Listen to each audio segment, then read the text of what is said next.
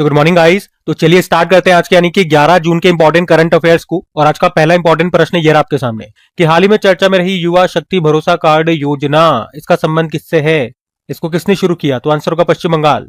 अभी हमने देखा पश्चिम बंगाल में भाजपा सरकार आई, शुभेंदु अधिकारी मुख्यमंत्री बने और अभी उन्होंने बेरोजगार युवाओं के लिए, पश्चिम बंगाल के बेरोजगार युवाओं के लिए ये युवा शक्ति भरोसा कार्ड योजना को शुरू किया है।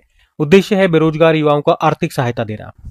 तो इसमें क्या लाभ मिलेगा उनको हर महीने 3,000 रुपए की सहायता दी जाएगी जब तक उनको नौकरी नहीं मिल जाती। उसके अलावा जो युवा प्रतियोगी कॉम्पिटिशन्स की जो तैयारी करते हैं, प्रतियोगी परीक्षाएं होती हैं एसएससी, रेलवे, बैंकिंग वगैरह, जो बच्चे इनकी तैयारी कर रहे हैं उनको 15,000 रुपए तक का अतिरिक्त सहायता दिया जाएगा। तो अगर आप पश्चिम बंगाल के निवासी हैं, आपकी उम्र 21 से लेकर 40 वर्ष के बीच में है, आप बेरोजगार हैं पूरी तरह से, तो इस योजना का लाभ आपको मिलेगा। कम से कम 10वीं पास आपका होना जरूरी है। तो इस योजना को लाने का उद्देश्य है युवाओं को नौकरी खोजने के दौरान आर्थिक सहारा देना और प्रतियोगी परीक्षाओं की तैयारी में आर्थिक मदद करना। इससे पहले जब दीदी की सरकार थी तो उनके समय एक योजना चलती थी, बांग्लार युवा साथी योजना। तो उसमें भी कुछ ऐसा ही था। 21 से 40 वर्ष तक के जो बेरोजगार युवा हैं उनको हर महीने 1,500 रुपए की वित्तीय सहायता दी जाती थी। तो अब उस सहायता को आप कह सकते हो बढ़ा करके 3,000 रुपए कर दिया गया। ठीक है, पश्चिम बंगाल की हम बात करेंगे, पश्चिम बंगाल आपको लेकर के चलेंगे, लेकिन उससे पहले कुछ इंपॉर्टेंट योजनाएं हम रिवाइज करते हैं।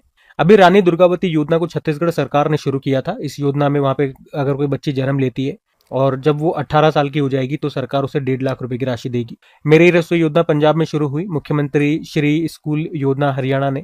आंध्र प्रदेश के उप मुख्यमंत्री जो पवन कल्याण है, उन्होंने राज्य में बढ़ते मानव वन्य जीव संघर्ष से निपटने के लिए प्रोजेक्ट हनुमान शुरू किया। अभी केरल सरकार ने राज्य की महिलाओं के लिए स्त्री सुरक्षा योजना शुरू की। महिलाओं की रात में सुरक्षा के लिए निर्भया निशा पहल की घोषणा की केरल ने। लखपति बिटिया योजना दिल्ली ने शुरू की। मुख्यमंत्री मावा धिया सत्कार योजना पंजाब ने। यहाँ पे महिलाओं को हर महीने 1,000 रुपए मिलेंगे। मुख्यमंत्री सहायक गोदाम योजना या इसी को सुरभि गोदाम योजना भी कह दीजिए, छत्तीसगढ़ ने शुरू किया। पंजाब सरकार ने वर्ल्ड बैंक के सहयोग से स्कूली शिक्षा में बड़े सुधार लाने के लिए सिखिया क्रांति 2.0 योजना शुरू की। दिव्यांग शक्ति योजना ये आंध्र प्रदेश ने शुरू की है। दिव्यांगजनों को फ्री में बस यात्रा कराई जाएगी। और इंदिरम्मा परिवार जीवन बीमा योजना तेलंगाना ने। मणिपुर सरकार ने निंगोल वन पहल शुरू की और दिल्ली सरकार ने भी दुर्गा योजना शुरू की थी, महिलाओं और ट्रांसजेंडर लोगों को रोजगार देने की। ठीक है, अब ये तो कुछ योजनाएं मैंने आपको रिवाइज कराई। बाकी पश्चिम बंगाल की बात है तो ये रहा मैप में पश्चिम बंगाल। कैपिटल कोलकाता है, मुख्यमंत्री शुभेंदु अधिकारी, गवर्नर है RN रवि। कुछ करंट अफेयर्स हम रिवाइज करते हैं यहाँ से। तो देश की पहली जो वंदे भारत स्लीपर ट्रेन है ना, वो असम के गुवाहाटी और पश्चिम बंगाल के हावड़ा के बीच में शुरू हुई। पूर्व रेल मंत्री मुकुल रॉय का निधन हो गया, पश्चिम बंगाल से थे। और 2026 में कोलकाता में साउथ एशियन आर्चरी चैंपियनशिप का आयोजन होगा। देश की पहली खुले तौर पर क्वीर राज्यसभा सांसद कौन चुनी गई? मेनका गुरुस्वामी पश्चिम बंगाल से है। सरस्वती सम्मान अभी दिया गया राम कुमार मुखोपाध्याय को, बांग्ला लेखक है, उनकी कृति हरा पार्वती कथा के लिए, ये एक बांग्ला उपन्यास है। उसके अलावा अभी पोइला बैशाख उत्सव यहाँ मनाया गया। State of India bats 2024-25 report के अनुसार सबसे ज्यादा चमगादड़ की प्रजातियां पश्चिम बंगाल में है। हिमाद्री स्पेशलिटी केमिकल नामक कंपनी ने भारत का पहला एनोड मटेरियल प्लांट शुरू किया पश्चिम बंगाल के हुगली जिले में। एनोड मटेरियल क्या होता है? ये बैटरी का एक इंपॉर्टेंट पार्ट होता है, इसी से बैटरी चार्ज होती है, वो पावर को स्टोर करती है। और अभी 95 नंबर के जो शतरंज ग्रैंड मास्टर बने थे वो कोलकाता से थे, अरुण्याक घोष उनका नाम है। अन्नपूर्णा भंडार योजना भी यहाँ पर शुरू हुई, जिसमें महिलाओं को 3,000 रुपए महीने मिलेंगे। और अभी बांग्ला विधानसभा के नए अध्यक्ष स्पीकर बने थे रथेंद्र बोस।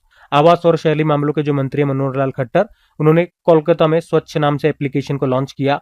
और अभी आयुष्मान भारत प्रधानमंत्री जन आरोग्य योजना, इसको लागू करने वाला अंतिम जो 36वां राज्य है वो बन गया है पश्चिम बंगाल। ठीक है, ये सब बातें आप ध्यान रखें पश्चिम बंगाल से। हम अगला प्रश्न देखते हैं। फिर अगले में पूछ रहे हैं, हाल ही में किस देश ने दुनिया के पहले कमर्शियली मंजूर brain computer interface implant neo को मंजूरी दे दी है? तो आंसर होगा चाइना ने। तो चाइना ने नियो नाम की एक नई ब्रेन चिप को मंजूरी दे दी है। ये एक ब्रेन कंप्यूटर इंटरफेस है, यानी एक ऐसी तकनीक जो दिमाग और कंप्यूटर को आपस में जोड़ती है। अच्छा, इसको लॉन्च करने का मकसद क्या है, क्या होगा इससे? तो ये चिप उन लोगों की मदद के लिए बनाई गई है जो लकवे यानी कि पैरालिसिस के कारण जिनके हाथ पैर काम नहीं करते, वो अपने हाथ पैर को मूव नहीं कर सकते। अब काम कैसे करेगी ये चिप? तो क्या होता है आपको पता है, दिमाग जब किसी काम के बारे में सोचता है तो वो इलेक्ट्रिकल सिग्नल बनाता है। तो ये जो नियो चिप है ना, इसके सेंसर इन सिग्नल्स को पकड़ेंगे, फिर इन सेंसर की जानकारी कंप्यूटर को भेजेंगे और कंप्यूटर इन सिग्नल को समझकर रोबोटिक जो ग्लव्स होंगे जो आपने हाथ या पैर में पहन रखे हैं, वो उनको आदेश देंगे और इस तरह से मूवमेंट होगा। इस तरह से मरीज अपने हाथ पैरों की मूवमेंट कर पाएंगे। आप कहोगे इसी तरह की एक चिप एलन मस्क भी बना रहे हैं। एलन मस्क की एक कंपनी है न्यूरालिंक, वो भी इसी तरह की एक चिप डेवलप कर रहे हैं। वो जो चिप है, उन्होंने कहा था कि दिमाग के अंदर उस चिप को इम्प्लांट किया जाएगा, जबकि ये जो चीन ने नियो चिप बनाई है, इसके सेंसर दिमाग के बाहरी सुरक्षा परत पर लगाए जाएंगे। इसीलिए इसकी जो सर्जरी है वो अपेक्षाकृत कम जटिल होती है, खून बहने और टिश्यू को नुकसान पहुंचने का खतरा कम होता है, और इसी कारण से इसको मंजूरी मिलना आसानी हुई है। इसको आसानी से मंजूरी मिल गई है और अभी एक मरीज पे तो इसको टेस्ट भी कर दिया गया है जो सफल रहा है। ठीक है, तो नियो चिप का काम आपको समझ में आ गया। चीन ने इसको बनाया है। चाइना में आपको लेकर के चलता हूँ। ये रहा मैप में चाइना। कैपिटल बीजिंग होती है, करेंसी है रेनमिनबी, प्रेसिडेंट है शी जिनपिंग। और एशिया की जो सबसे लंबी नदी है ना, यांगतीसी नदी, ये चाइना में बहती है। चीन का जो शंघाई शहर है इसी नदी के किनारे है। जबकि चीन का शोक हुआंगहो नदी को कहते हैं, येलो रिवर भी इसको कहा जाता है। कुछ करंट अफेयर्स के प्रश्न आपको रिवाइज कराएं चाइना से। तो YJ-20 एक हाइपरसोनिक एंटीशिप मिसाइल है और अभी इसका सफल परीक्षण किया है चाइना ने, और इसका दूसरा नाम है ईगल स्ट्राइक 20। चाइना ने अगले 5 सालों में space based AI data centre बनाने की घोषणा की है। और चाइना में भी जो भारत के नए राजदूत बने हैं, एम्बेसडर, उनका नाम है विक्रम दुर्रेस्वामी। चीनी वैज्ञानिकों ने एक ऐसी नई तकनीक बनाई है जिसे जीरो कार्बन डायरेक्ट कोल फ्यूल सेल कहा जाता है। मतलब ये एक तरह की बैटरी है जो कोयले से सीधे बिजली बनाती है, इसमें धुआं नहीं निकलता। उसके अलावा चाइना ने एटलस नाम का एक स्वार्म ड्रोन सिस्टम लॉन्च किया, जो कि एक चलता फिरता ड्रोन कंट्रोल सिस्टम है। अभी जो थॉमस कप, उबेर कप जो बैडमिंटन टूर्नामेंट होते हैं, इसका आयोजन हुआ था डेनमार्क में। तो थॉमस कप ये पुरुषों का होता है, इसको चाइना ने जीत लिया, फ्रांस को हराया। और महिलाओं का होता है उबेर कप, इसको साउथ कोरिया ने जीत लिया, चाइना को हराया। उसके अलावा चाइना ने जातीय एकता कानून, एथनिक यूनिटी लॉ पारित किया है। और यूरोप की अंतरिक्ष एजेंसी ने किसके सहयोग से स्माइल मिशन लॉन्च किया? तो आंसर होगा चाइना। और भारत और चाइना ने बीजिंग में अभी सीमा मामलों पर चर्चा के लिए WNCC की 35वीं बैठक का आयोजन किया। ठीक है, तो चाइना से ये सारे प्रश्न ध्यान में रखना। अगला प्रश्न देखते हैं। फिर अगले में पूछ रहे हैं, हाल ही में किस देश के नेशनल पेमेंट इंटरफेस के साथ UPI लिंकेज की शुरुआत हुई है? तो आंसर होगा नेपाल। तो भारत और नेपाल ने अपने डिजिटल पेमेंट सिस्टम को आपस में जोड़ा है। भारत का जो पेमेंट सिस्टम है UPI, जिसको हम कहते हैं यूनिफाइड पेमेंट इंटरफेस, उसी तरह से नेपाल का जो पेमेंट सिस्टम है NPI, नेशनल पेमेंट। तो अब दोनों देशों के लोग मोबाइल से सीधे एक दूसरे को पैसा भेज पाएंगे और प्राप्त कर पाएंगे। मतलब जैसे कोई नेपाली व्यक्ति यहाँ पे भारत में रहता है, तो वो अपनी फैमिली जो नेपाल में रहती है उनको आपस आराम से पैसा ट्रांसफर कर देगी एक ही क्लिक में। और उसी तरह से कोई भारतीय अगर नेपाल में है, तो अगर वो भारत में अपनी फैमिली को पैसा भेजना चाहता है तो आराम से भेज पाए। पहले समस्या आती थी, पहले नेपाल या भारत में पैसा भेजने के लिए बैंक अकाउंट नंबर देना पड़ता था, IFSC कोड की जरूरत पड़ती थी, कई बार चार्ज भी लगते थे और पैसा पहुंचने में समय भी लगता था। लेकिन अब दोनों देशों के जो पेमेंट सिस्टम है उनको आपस में जोड़ दिया गया। इससे अब केवल मात्र मोबाइल नंबर से ही या UPI ID की मदद से ही आप पैसा भेज पाओगे। तो इससे सबसे बड़ा फायदा क्या होगा? एक तो रियल टाइम में पैसा चल जाएगा। रियल टाइम मतलब तुरंत, इधर बटन दबाया उधर, जैसे गूगल पे, फोन पे से जाता है ना, वैसे ही। उसके अलावा बैंक खाते की बैंक पूरी आपको डिटेल्स शेयर करने की जरूरत नहीं पड़ेगी। लेन देन ज्यादा सुरक्षित और पारदर्शी, ट्रांसपेरेंट होगा। और रेमिटेंस का जो खर्चा होगा वो भी कम होगा। चार्जेस इतने नहीं लगेंगे, या तो नहीं लगेंगे, लगेंगे तो बहुत कम लगेंगे। रेमिटेंस मतलब जैसे आप दूसरे देश में हो और अपने देश में आप पैसा भेजते हो तो उसको रेमिटेंस कहा जाता है। हमने पढ़ा भी था कुछ दिन पहले, रेमिटेंस प्राप्त करने के मामले में दुनिया में सबसे नंबर 1 कंट्री भारत है। ठीक है, अब यहाँ पे बात नेपाल की हो रही है। मैं आपको नेपाल तो चलूंगा, लेकिन UPI की हम थोड़ी सी चर्चा कर लेते हैं। UPI मतलब यूनिफाइड पेमेंट इंटरफेस। इसको NPCI, national payment corporation of India ने तैयार किया, 2016 में लॉन्च हुआ था। UPI सिस्टम को अपनाने वाला पहला विदेशी देश बना था नेपाल। UPI को अपनाने वाला पहला यूरोपीय देश फ्रांस बना। और भारत का पहला UPI ATM लॉन्च किया हिताची पेमेंट सर्विसेज ने। UPI पर क्रेडिट कार्ड को सपोर्ट करने वाला भारत का पहला एप्लीकेशन मोबीक्विक है। UPI लाइट फीचर लॉन्च करने वाला पहला बैंक पेटीएम पेमेंट बैंक था, लेकिन अब तो बंद हो गया। और एक फिनटेक कंपनी स्लाइस, इसने भारत में पहली UPI संचालित बैंक ब्रांच को कहां पर लॉन्च किया था? तो आंसर होगा बेंगलुरु में। UPI अपनाने वाला पहला कैरेबियाई देश त्रिनिदाद एंड टोबैगो बना था। वैश्विक स्तर पर टॉप रियल टाइम भुगतान सिस्टम कौन सा बन गया? UPI। इंटरनेशनल मॉनेटरी फंड ने UPI को दुनिया का सबसे बड़ा रियल फास्ट पेमेंट सिस्टम घोषित किया। और UPI के माध्यम से क्रेडिट लाइन पर ओवरड्राफ्ट सुविधा शुरू करने वाला भारत का पहला बैंक बना बैंक ऑफ बड़ौदा। अभी UPI अपनाने वाला दुनिया का सबसे नवीनतम देश, लेटेस्ट कंट्री ये बना है कंबोडिया। बाकी ये मैंने आपको बता दिया UPI के बारे में। यूनिफाइड पेमेंट इंटरफेस भारत का एक पेमेंट सिस्टम है, इसको निर्माण किया है NPCI ने, लॉन्च किया था 2016। NPCI की बात करें, फुल फॉर्म होती है national payment corporation of India. इसकी स्थापना होती है दिसंबर 2008 में। मुंबई में मुख्यालय है, MD CEO अविरल सिंह है। नेपाल आपको ले चलते हैं, ये रहा मैप में नेपाल। कैपिटल काठमांडू है, करेंसी नेपाली रुपया, प्रेसिडेंट है रामचंद्र पौडेल और अभी नए प्रधानमंत्री बने वहां के सबसे युवा प्रधानमंत्री बालेंद्र शाह। और नेपाल की संसद को संघीय संसद, फेडरल पार्लियामेंट कहा जाता है। और आप देखोगे नेपाल भारत के कितने राज्यों से सीमा लगाता है, तो 5 राज्य है, उत्तराखंड, उत्तर प्रदेश, बिहार, सिक्किम और पश्चिम बंगाल। बाकी कुछ करंट अफेयर्स के प्रश्न अगर नेपाल से आप देखोगे तो अभी नेपाल की पहले ट्रांसजेंडर महिला सांसद बनी थी भूमिका श्रेष्ठ, और बिस्केट जात्रा महोत्सव यहाँ मनाया गया था। नेपाल की एक फिल्म है एलिफेंट इन द फॉग, इसने अभी कांस फिल्म फेस्टिवल 2026 में अनसर्टेन रिगार्ड नाम की एक कैटेगरी होती है उसमें जूरी पुरस्कार जीता था। इसके डायरेक्टर है अविनाश विक्रम शाह। ठीक है, तो ये पॉइंट्स भी ध्यान में रखना। अगला प्रश्न देखते हैं। फिर अगले में पूछ रहे हैं, हाल ही में भारत का पहला न्यायपालिका एकीकृत वन्य जीव अपराध प्रबंधन सिस्टम, जिसको नाम दिया हॉक, इसको अभी किसने लॉन्च किया, तो आंसर होगा केरल ने। तो केरल वन विभाग ने अभी हॉक, फुल फॉर्म हो जाती है हॉस्टाइल एक्टिविटी वॉच कर्नेल, तो इस नाम की एक नई डिजिटल सिस्टम को शुरू किया। उद्देश्य क्या है, वन्य जीव अपराधों जैसे शिकार, तस्करी आदि की जांच और अदालत में कार्रवाई को तेज और आसान बनाना इसका उद्देश्य है लॉन्च करने। तो कैसे काम करता है ये, क्या करता है, तो वन्य जीव अपराध का मामला दर्ज होने से लेकर अदालत के अंतिम फैसले तक पूरी जानकारी डिजिटल रूप से रिकॉर्ड करता है। वन विभाग और अदालत की प्रणालियों को आपस में जोड़ता है, कागजी फाइलों की जरूरत को कम करता है और काम को तेज बनाता है। मतलब ऐसे समझो, पहले यदि किसी व्यक्ति को वन्य जीव अपराध में पकड़ा जाता था तो उसकी रिपोर्ट, उसके सबूत, कोर्ट केस और फैसले की जानकारी अलग अलग फाइलों में रखी जाती थी। इससे रिकॉर्ड को संभालना कठिन होता था और समय भी बहुत खर्च होता था। लेकिन अब हॉक के माध्यम से, हॉक को लॉन्च करने से अपराध की रिपोर्ट बनाने से लेकर जांच, सबूत, गवाहों के बयान और अदालत के अंतिम फैसले तक सारी जानकारी एक ही डिजिटल प्लेटफॉर्म पर उपलब्ध रहेगी। इससे आसानी भी होगी और समय भी कम लगेगा। तो याद रखना, हॉक लॉन्च करने वाला पहला राज्य बन गया है केरल। उद्देश्य मैंने आपको बता दिया एक ही लाइन में, वन्य जीव अपराधों के डिजिटल निगरानी और तेज न्यायिक प्रक्रिया। अब केरल ने इसको लॉन्च किया, तो ये रहा मैप में केरला। कैपिटल क्या होती है, तिरुवनंतपुरम। मुख्यमंत्री हैं वीडी सतीशन, गवर्नर राजेंद्र विश्वनाथ अर्लेकर। राज्य के पशु हाथी हो गया, पक्षी ग्रेट हॉर्नबिल। पुष्प है कोन्निकोना, वृक्ष है नारियल, फल है कटहल, मछली है green chromite. Silent valley national park है, पेरियार नेशनल पार्क है, अरविकुलम नेशनल पार्क है, अन्नामुडी शोला नेशनल पार्क है। इडुक्की डैम आपको यहीं पर मिलेगा, पेरियार नदी पर। और यहाँ का क्लासिकल डांस 2 है, कथकली और मोहिनीअट्टम। क्लासिकल लैंग्वेज मलयालम हो गई है। ओणम, त्रिशूरपुरम, अट्टुकल पोंगल, मकर विलक्कू, विशु उत्सव, पहला अंतरराष्ट्रीय समुद्र तट महोत्सव भी यहाँ मनाया गया था। केरल का कौन सा त्योहार है जो नए साल का प्रतीक है, याद रखना, विशु उत्सव। केरल के समुद्री तट को मालाबार तट कहा जाता है, तमिलनाडु के समुद्री तट को कोरोमंडल तट कहा जाता है। केरल को मसालों का बाग कहा जाता है, सबरीमाला टेम्पल भी आपको मिलेगा केरल में ही। कुछ और प्रश्न देखें तो, केंद्रीय मंत्रिमंडल ने केरल का नाम बदलकर केरलम करने के प्रस्ताव को मंजूरी दे दी है, और इसके लिए कौन सा अनुच्छेद है, अनुच्छेद 3। केरल सरकार ने टाइडल फ्लडिंग, जो टाइड्स के कारण जो बाढ़ आ जाती है, उसको राज्य विशिष्ट आपदा घोषित किया। भारत की पहली व्यापारिक ग्राफीण नीति को मंजूरी दी केरल ने। कॉम्प्रिहेंसिव अर्बन पॉलिसी का ड्राफ्ट तैयार करने और उसे मंजूरी देने वाला भारत का पहला राज्य बन गया केरल। केरल सरकार ने स्वास्थ्य सेवाओं को आसान और डिजिटल बनाने के लिए मी हेल्थ मोबाइल एप्लीकेशन लॉन्च किया।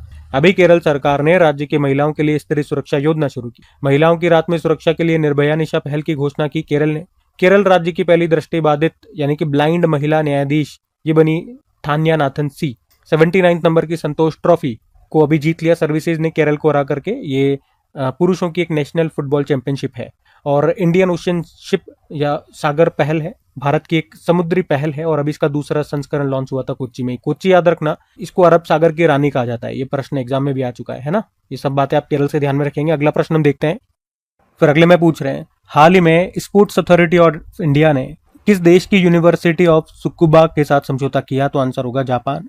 तो भारतीय खेल प्राधिकरण स्पोर्ट्स अथॉरिटी ऑफ इंडिया ने जापान का एक प्रसिद्ध यूनिवर्सिटी ऑफ सुकुबा है उसके साथ एक समझौता किया, MOU मेमोरेंडम ऑफ अंडरस्टैंडिंग पर हस्ताक्षर किए। तो ये समझौता किस लिए है, तो भारतीय खिलाड़ी या भारतीय कोच और खेल वैज्ञानिक ये जापान जाकर विशेष प्रशिक्षण लेंगे, ट्रेनिंग लेंगे। इसमें एथलेटिक्स, तीरंदाजी, टेबल टेनिस, तैराकी, जूडो जैसे खेलों पर विशेष ध्यान दिया जाएगा। खेल विज्ञान और खेल चिकित्सा में सहयोग होगा, जैसे चोटों की रोकथाम करना, फिजियोथेरेपी, खिलाड़ियों की फिटनेस बढ़ाना, प्रदर्शन का वैज्ञानिक विश्लेषण किया जाएगा, और संयुक्त शोध यानी कि रिसर्च किए जाएंगे जिससे खिलाड़ियों के प्रदर्शन को और बेहतर बनाने के नए तरीके खोजे जा सके। ये समझौता 3 सालों तक लागू रहेगा। ठीक है, अब जापान की बात हो रही है तो ये रहा मैप में जापान। कैपिटल टोक्यो हो गई, करेंसी है येन, प्रधानमंत्री हैं साने ताकाइची, और यहाँ की संसद को डाइट कहते हैं। होक्काइडू, होन्शु, क्यूशु, शिकोकू द्वीप ये सब आपको यहाँ पर मिलेंगे। अभी आपको याद है जापान ने दुनिया में पहली बार पार्किंसन डिजीज के इलाज के लिए स्टेम सेल आधारित थेरेपी को मंजूरी दे दी है। अभी 7वां धर्मागार्जन सैन्य अभ्यास भारत जापान के बीच में हुआ था, कहां पर, उत्तराखंड के चौबटिया में। और अभी इसी साल 5वें नंबर के जो एशियन पैरा गेम्स होंगे ये जापान में होंगे, जापान के आईची और नागोया शहर में। ठीक है, तो ये ध्यान में रखना। अगला प्रश्न देखते हैं। फिर अगले में पूछ रहे हैं, हाल ही में वॉग आईवीआर ने अभी भारत के लिए अपना ब्रांड एम्बेसडर किसे नियुक्त किया? भारतीय एक्ट्रेस हैं कृति सेनन इनका नाम। तो वोग आईवीआर, इसने भी बॉलीवुड अभिनेत्री कृति सेनन को भारत के लिए अपना नया ब्रांड एम्बेसडर बनाया। और वे अब इस अभियान से जो लंबे समय से जुड़े हुए ब्रांड एम्बेसडर के रूप में शाहिद कपूर, उनके साथ आपको इसकी ब्रांडिंग करती नजर आएंगी। तो वोग आईवीआर की बात करें, ये एक प्रसिद्ध अंतरराष्ट्रीय आईवीआर ब्रांड है जो फैशनेबल और प्रीमियम क्वालिटी के सनग्लासेस और ऑप्टिकल फ्रेम्स बनाता है। इसकी स्थापना होती है 1973 में। इस कंपनी की दुनिया की सबसे बड़े आईवीआर कंपनियों में से एक है। और कहां पर मिलेगा इसका मुख्यालय? ये इटली की कंपनी है, मिलान इटली में मुख्यालय आपको मिलेगा। बाकी कुछ ब्रांड एम्बेसडर से संबंधित प्रश्न आपको कराएं तो पंजाब नेशनल बैंक की बनी थी ब्रांड एम्बेसडर हरमनप्रीत कौर। हरियाणा राज्य महिला आयोग ने बनाया था शेफाली वर्मा को। ICC men's T20 world cup जो हुआ था अभी भारत श्रीलंका में, जिसको भारत ने जीत लिया न्यूजीलैंड को हरा के, उसके टूर्नामेंट एम्बेसडर बने थे रोहित शर्मा। और 28वां जो एशियन टेबल टेनिस चैंपियनशिप होगा उसके ब्रांड एम्बेसडर बने थे शरद कमल। एसबीआई जनरल इंश्योरेंस के Pankaj Tripathi, city union bank के बने थे रविंद्र जडेजा। और अभी यूनिक्लो ने भारत में अपना ब्रांड एम्बेसडर जसप्रीत बुमराह को बनाया, जापानी फैशन क्लोथिंग ब्रांड है। और अभी भीम पेमेंट एप्लीकेशन के महेंद्र सिंह धोनी बने। क्रोएशिया की मशहूर एथलीट हैं ब्लैंका व्लासिक, इनको अभी टीसीएस वर्ल्ड 10,000 बेंगलुरु 2026 के लिए इंटरनेशनल एम्बेसडर बनाया। उसके अलावा जिंदल स्टेनलेस स्टील के पहले ब्रांड एम्बेसडर रणवीर सिंह बने। AR रहमान, इनको यामा म्यूजिक इंडिया ने अपना ब्रांड एम्बेसडर बनाया। श्रेयस अय्यर, ये F1 सिमर रेसिंग प्रोग्राम के ब्रांड एम्बेसडर बने। तो इन्फोसिस ने अभी कार्लोस अल्काराज जो स्पेन के टेनिस प्लेयर है उनको ग्लोबल ब्रांड एम्बेसडर बनाया। ठीक है, तो ध्यान में रखना ये सब। अगला प्रश्न देखते हैं। फिर अगले में पूछ रहे हैं, हाल ही में सभ्यताओं के बीच संवाद के लिए अंतरराष्ट्रीय दिवस ये कब मनाया गया? तो आंसर होगा 10 जून को। तो सभ्यताओं के बीच संवाद के लिए अंतरराष्ट्रीय दिवस हर साल ये हम 10 जून को ही मनाते हैं। मतलब आप देखोगे इस बार हम ये दूसरी बार मना रहे हैं, पहली बार इसको 2025 में ही मनाया गया था, इसलिए प्रश्न लेना जरूरी है। तो दुनिया में अलग अलग संस्कृतियां, धर्म, भाषाएं और सभ्यताएं हैं। तो कई बार इन भिन्नताओं के कारण गलतफहमियां और विवाद पैदा हो जाते हैं। तो इन्हीं को कम करने और लोगों को एक दूसरे को बेहतर समझने के लिए संयुक्त राष्ट्र ने 10 जून को सभ्यताओं के बीच संवाद के लिए अंतरराष्ट्रीय दिवस घोषित किया। पहली बार मैंने आपको बताया 2025 में इसको मनाया था। इसको मनाने का प्रस्ताव दिया था चाइना ने, और संयुक्त राष्ट्र महासभा में 80 से ज्यादा देशों ने इस दिन को मनाने का समर्थन किया था। ठीक है, तो 10 जून को ये दिवस याद रखेंगे। इस बार इसका दूसरा संस्करण दूसरी बार मना रहे हैं। इसके अलावा 10 जून को वर्ल्ड आई डोनेशन डे भी मनाया जाता है, तो इसको भी आप ध्यान में रखिएगा। जून के एक बार फिर से देखो, जब भी दिवस वाला जिस भी महीने में आता है उस महीने के स्टार्टिंग से लेके एंड तक बार बार सारे दिवस मैं आपको रिवाइज कराता हूं, ताकि महीने के एंड तक इतनी बार हम रिवाइज कर लें कि ये चीजें आपको याद हो जाए।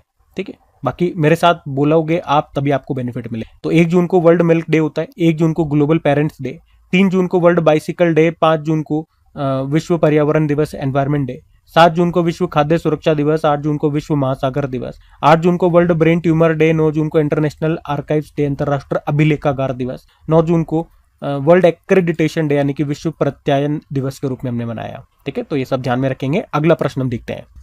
फिर अगले में पूछ रहे हैं, हाल ही में एशियाई व्यक्तिगत शतरंज चैंपियनशिप 2026 के महिला वर्ग में गोल्ड मेडल किसने जीता? तो आंसर होगा सविता श्रीभास्कर ने। हम बात कर रहे हैं women's Asian individual chess championship 2026 की। इसका आयोजन 29 मई से लेकर अभी 7 जून तक हुआ था। कहां पर? मंगोलिया के उलन-बटोर जो इसकी कैपिटल है। और इसमें 2 वर्ग होते हैं, महिला वर्ग और ओपन वर्ग। तो महिला वर्ग वाला हमारे लिए काम का है, क्योंकि इसमें भारत की 19 वर्षीय सविता श्रीभास्कर ने गोल्ड मेडल जीत लिया। इन्होंने हराया किसको, या यूं कह दूं कि इसमें सिल्वर जीता है उज्बेकिस्तान की प्लेयर आफरूजा ने, जबकि ओपन वर्ग चीन की एक प्लेयर ने जीता है। वो हमारे काम का नहीं है। हमारे एग्जाम पॉइंट ऑफ व्यू से देखोगे तो सिर्फ ये 3 बातें ध्यान की। अभी women's Asian individual chess championship का जो आयोजन हुआ कहाँ हुआ? मंगोलिया के उलन-बटोर में। इसमें महिला वर्ग का खिताब एक भारतीय ने जीता है, उनका नाम है सविता श्रीभास्कर। ठीक है, तो ये जो चैंपियनशिप है आप कह सकते हो एशिया की सबसे प्रतिष्ठित व्यक्तिगत शतरंज प्रतियोगिताओं में से एक है। इसमें महिला वर्ग का आपको ध्यान रखना। बल्कि चेस से कुछ प्रश्न मैं आपको जरूर रिवाइज करा देता हूं जो इंपॉर्टेंट प्रश्न होते हैं। जैसे कि हमारे पहले ग्रैंड मास्टर याद रखना विश्वनाथन आनंद है, जिनको लाइटनिंग किड ऑफ इंडिया कहा जाता है। इनकी जो बुक है उसका नाम है माइंड मास्टर। पहली बार इन्होंने 1991-92 में राजीव गांधी खेल रत्न पुरस्कार जीता था।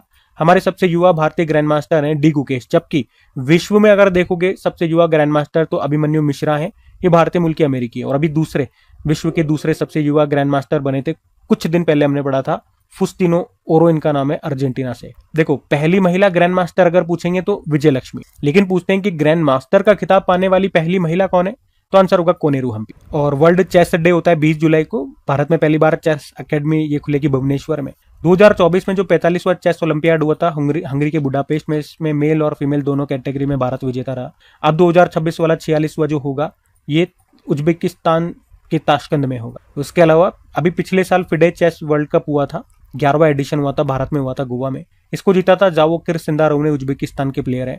एक याद रखना, आर वैशाली ने कैंडिडेट्स चेस टूर्नामेंट को जीत लिया, ये जीतने वाली पहली भारतीय महिला बनी। कॉमनवेल्थ शतरंज संघ के अध्यक्ष अभी भरत सिंह चौहान बने। और कॉमनवेल्थ स्कूल शतरंज चैंपियनशिप का भी पहला आयोजन होगा इसी साल मलेशिया में।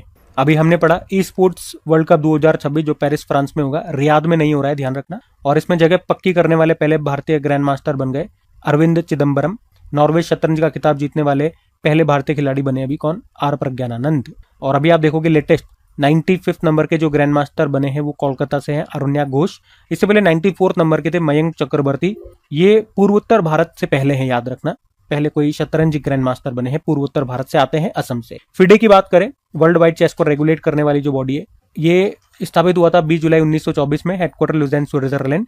प्रेसिडेंट है आर्कोडी डोर्कोविच और वाइस प्रेसिडेंट है विश्वनाथन आनंद। ठीक है, तो ये सब बातें ध्यान में रखना। अगला प्रश्न देखते हैं। फिर अगले में पूछ रहे हैं, हाल ही में ब्रिक्स कृषि सम्मेलन 2026 का आयोजन ये कहां पर किया गया, तो आंसर होगा इंदौर में। तो ब्रिक्स कृषि सम्मेलन, इसका आयोजन अभी 10 से लेकर 13 तक हो रहा है, 13 जून तक। कहां पर, मध्य प्रदेश के इंदौर में।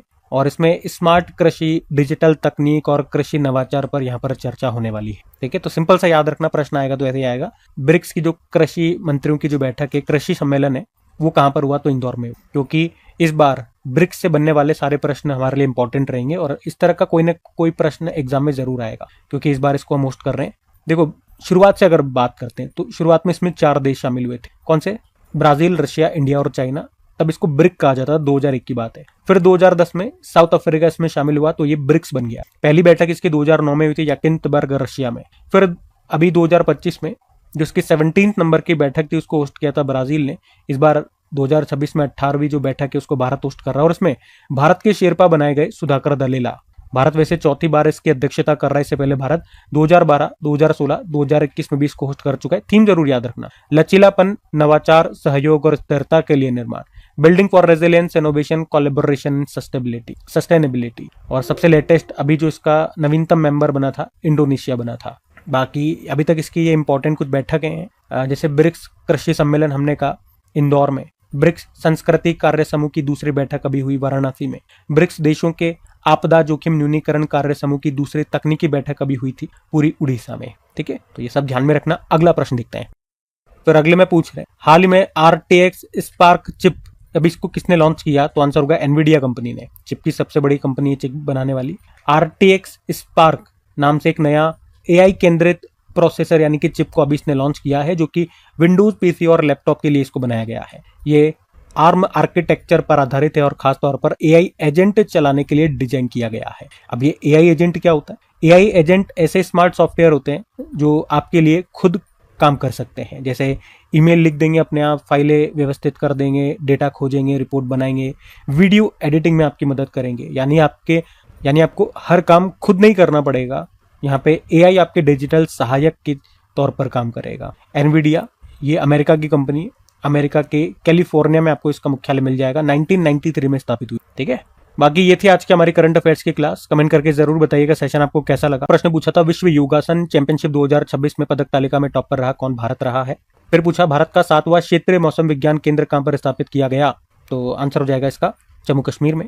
फिर पूछा, हान सियोंग सुक किस देश की महिला प्रधानमंत्री होंगी? साउथ कोरिया की दूसरी महिला प्रधानमंत्री। फिर पूछा कि अभी लोकसभा स्पीकर ओम बिरला इन्होंने CPA India region zone 2 conference का उद्घाटन कहां पर किया, तो आंसर होगा चंडीगढ़ में। फिर पूछा, चर्चा में रहा प्रधानमंत्री सुरक्षित मातृत्व अभियान कब शुरू किया गया, तो आंसर होगा 2016 में। फिर पूछ रहे हैं किस राज्य सरकार ने स्त्री राइड नाम से एक नई पहल शुरू की, तो आंसर होगा तेलंगाना ने। फिर पूछा, सिप्री ईयरबुक 2026 के अनुसार परमाणु हथियार के मामले में भारत कौन से स्थान पर है, तो आंसर होगा 6ठे स्थान पे। और अंतर्राष्ट्रीय अभिलेखागार दिवस मनाया गया 9 जून को। फिर पूछा, IIC बंगलुरु ने अभी Barton award for excellence in cartooning 2026 के लिए किसे चुना, सुभानी शेख को। फिर पूछा, रुमेश थरंगा जेवलिन में 90 मीटर का आंकड़ा पार करने वाले चौथे एशियाई खिलाड़ी बन गए। इनका संबंध किस देश से है? ये है श्रीलंका के। बाकी चलो कल का भी होमवर्क प्रश्न देख लेते हैं और सेशन एंड करते हैं। तो कल आपसे क्या पूछा था? नॉर्वे शतरंज 2026 का खिताब जीतने वाले पहले भारतीय खिलाड़ी कौन बन गए? तो आंसर क्या होगा? आर प्रज्ञानानंद। आप सभी ने प्रश्न का बिल्कुल सही उत्तर दिया। अब ये रहा आज का आपका होमवर्क प्रश्न।